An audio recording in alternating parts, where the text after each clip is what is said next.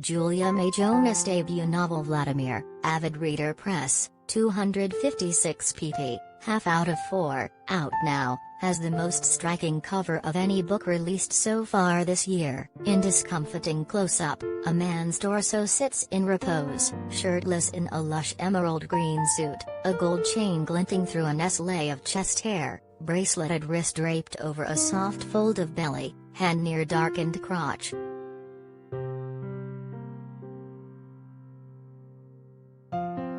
It's an image equal parts repulsive and seductive, hard at first to look at then impossible to look away from. The provocative story behind the cover is much the same.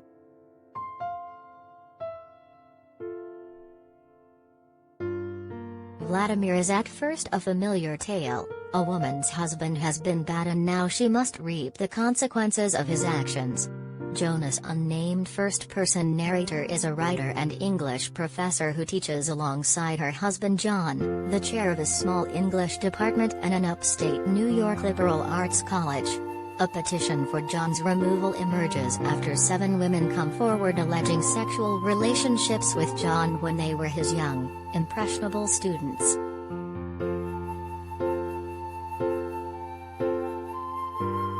Recalls growing up in comedy clubs and mental institutions.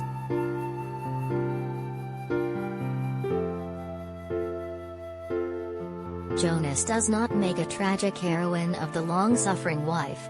She knows full well her husband is a lecherous cad. It's part of his charm, and part of their marital arrangement. She's less bothered by John's infidelities than she is by the perceived victimhood of his conquests.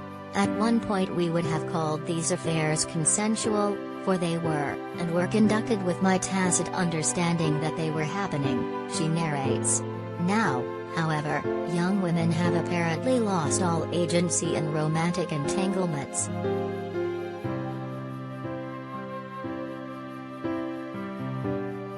Jonas' choose easy, sympathetic narrative paths.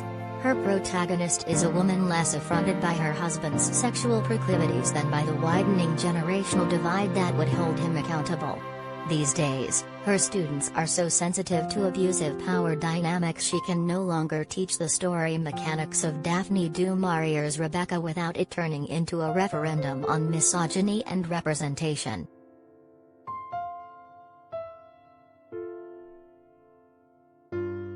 Is a different kind of serial killer story, and a brilliant one.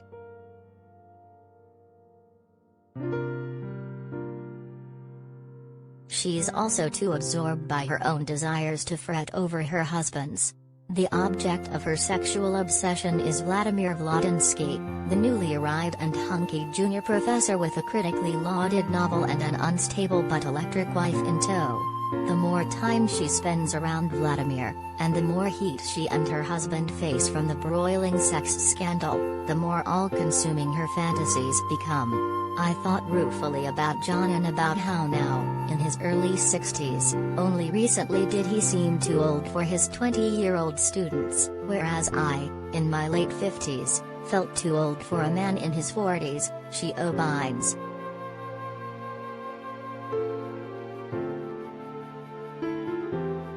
Vladimir is not an easy novel. It soldiers into charged territory, weighted power dynamics in academia, sex, age gaps and class divides, with an unreliable and at times almost defiantly unlikable narrator at the helm. But the darkly wry novel proves a thorny, unafraid exploration of a post-menopausal woman's desire, so rarely explored in art and popular culture except to turn lustful older women into the butt of jokes.